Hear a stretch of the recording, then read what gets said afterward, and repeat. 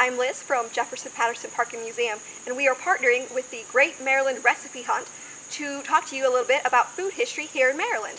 And today we are talking about the pawpaw. Pawpaws are a native fruit tree that grows here in Maryland, but also all the way from the Great Lakes down to the Florida Panhandle.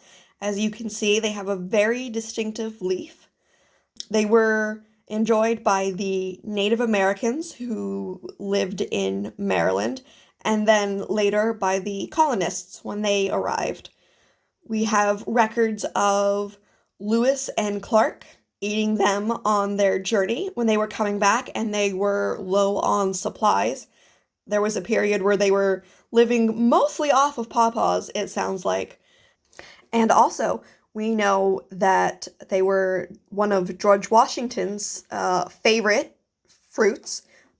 He really liked to have chilled pawpaws as a dessert, and he planted them at his estate at Mount Vernon. Now, pawpaws have a very short season. You really only have about a week to 10 days to catch them.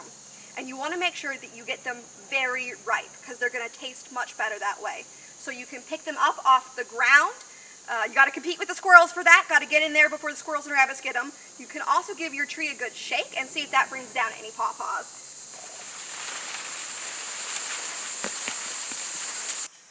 Alright, so this is what a ripe pawpaw should look like when you open it up.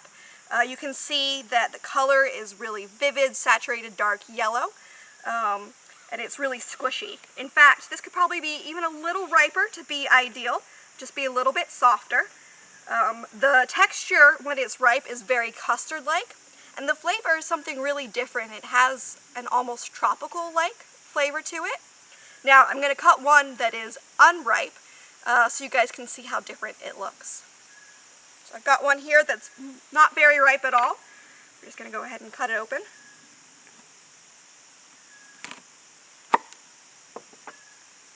And you can see the big difference we have between these two. If you eat it when it's like this, it's not going to taste good at all. Alright, so thanks for joining us. Remember to check out the Great Maryland Recipe Hunt and submit your recipes to their website. The website is here on the video and also linked down in the description. And we'll see you next time.